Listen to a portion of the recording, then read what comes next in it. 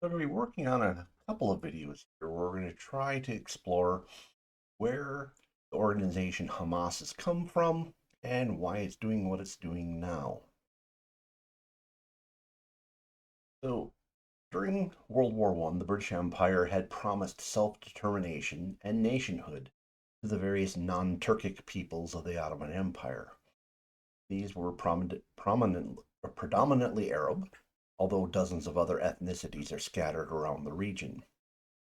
In the aftermath of World War I, the hopes of the Arab people were dashed. They had helped get rid of the Ottoman Empire, thinking that they would experience near instantaneous freedom. But they discovered that Britain and France were planning on occupying the region for the long haul. Some many years in the future, the European empires promised that once the Arabs had learned how to govern properly, they could form their own nations. The Middle East was broken up into various mandates. Most of these mandates would end up corresponding to the areas occupied by the modern nations of the Middle East. These mandates had various levels of colonial rule shared with the locally created governments. Governments would typically be made up, the lower level bureaucracy would be made up of locals, and then managers from the empires would be brought in to run things. And as time went on, the managerial levels would be slowly ceded over to the locals. These governments were also there to collaborate with Britain and France in the running of the territories. In some cases, monarchs were set up over these nations. These monarchs weren't true royalty in the sense that Europe thinks of them. They were basically pulled from great families that had assisted the empires during their war against the Ottoman Empire. Complicating matters was the Palestinian Mandate. The loosely worded Balfour Declaration vaguely described the creation of a Jewish homeland within the Palestinian Mandate. What exactly that meant in terms of the land would evolve over time.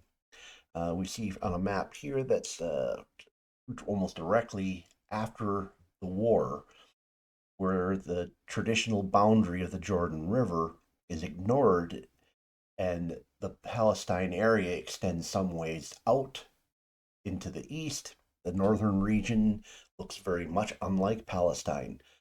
Interestingly, you'll see maps from both sides, both pro Palestinian and pro Zionist, where they will both show all of Palestine and all of Jordan as part of the Palestinian Mandate, when it seems like the whole Jordan or Transjordan thing was kind of already percolating in people's minds fairly early on. Unlike other areas the European powers occupied, they minimized the influence of Christian missionaries to the area, realizing that this would destabilize a region that was already very difficult to rule from afar. The chosen instrument European powers would use to attempt to calm the region was to create secular governments and institutions run by secular Arabs. The Muslim Brotherhood would rise up in the 20s in this environment. It started very much like a fraternal organization that provided literacy education and social support systems governments were unable to fulfill. Philosophically, it is very Islamist and very much anti secular. Their goal is to recreate an Arab caliphate. It has a strong underpinnings of pan Arab nationalism, although it superficially recognizes all the sects of Islam. It is primarily Sunni in nature, although it does have elements of Sufism. Over time, the organization would change dramatically and it going in all different kinds of directions at once. At some times, it would be solely an educational and social support organization. Sometimes it would be a political party. Sometimes it would be actively organizing violence against secular Arab governments. Over time, it would lose a lot of its pan Arab nationalistic elements in favor of the existing Arab nationalities. The Muslim Brotherhood started in Egypt and worked its way across the Middle East, specifically the Arab Middle East. The importance of the Muslim Brotherhood is it laid the foundations for Hamas. Essentially, all the goals desired by the Muslim Brotherhood are the same goals Hamas has to this day, the exception being Pan Arabism. The initial UN mandate partition plan of 1947 was rejected by Palestinian Arabs and accepted by Palestinian Jews. And if you consider it from a neutral point of view, both sides' positions are very fully logical as to why one would accept and one wouldn't. At that point in history, the only basis for a legitimate Jewish state was founded on the international legal framework, starting with the Balfour Declaration and ending with the United Nations Partition Plan. Palestinian Jews began the process with no state and a small amount of land. At the point of the partition was to take place, Palestinian Jews owned around 20% of the land, yet the partition gave the Palestinian Jews 56% of Palestine. From the point of view of the Palestinian Arabs, they viewed it as a massive loss in land. Also, all the other Middle Eastern mandates were written in such a way that Arab governments would be formed in the places like Iraq and Syria. No such Palestinian Arab government was being considered. So essentially, for the Jews, they were coming from a position of where they started with very little and were gaining quite a bit, whereas the Palestinian Arabs were going from a position where they believed they had all of the area and they were losing a significant portion of it. So it's very logical that both sides chose the way they did. Arab leadership, both Palestinian and foreign, called on Palestinian Arabs to flee their land at the beginning of the Palestinian Civil War. In the process of civil war, uh, changing from a declaration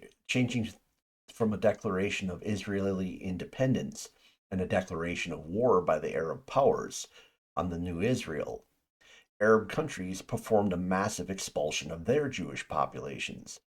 Many of these Jews ended up in Israel. The combination of Jewish people flowing in from all over the world and now abandoned Palestinian Arab homesteads led Israel to decide to occupy the empty homesteads with the Jewish refugees and immigrants.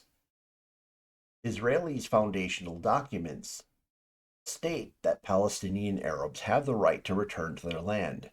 However, in practice, due to a lot of abandoned property being occupied by new Israeli citizens, and the fact they had just fought a war with those same Arabs meant that Israel was very reluctant to allow Arabs to return to their land. Only a small minority were allowed to. The displaced Palestinians ended up in refugee camps, many of which still exist to this day. The ones depicted on this map are current as far as I know. Arab countries chose not to assimilate the overwhelming majority of Palestinian Arabs. There were two reasons for this. By leaving the Palestinian refugees in camps, it created an unresolved crisis designed to stimulate the world react to try to come up with a solution to the Palestinian problem.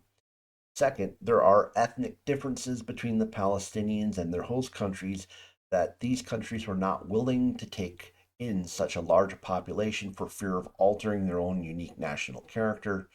Not only to mention that the Palestinians did occasionally uh, agitate and attempt to overthrow some of their host governments.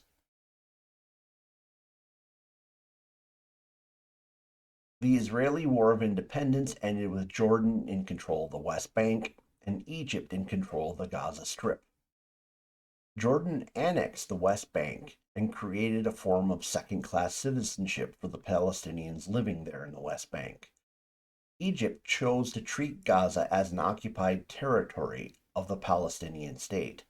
The Egyptians would give the Gaza Strip the veneer of self rule. The differences in approaches to the Jordanian occupation and the West Bank versus Egyptian occupation of Gaza Strip probably impacted what level of radicalization would eventually occur.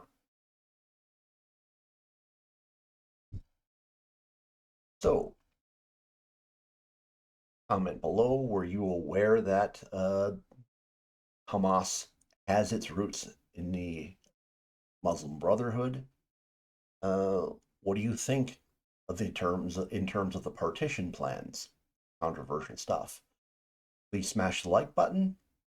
If the YouTube algorithm brought you here and you're not a regular subscriber, please look at my titles, consider subscribing. I have a lot for everyone.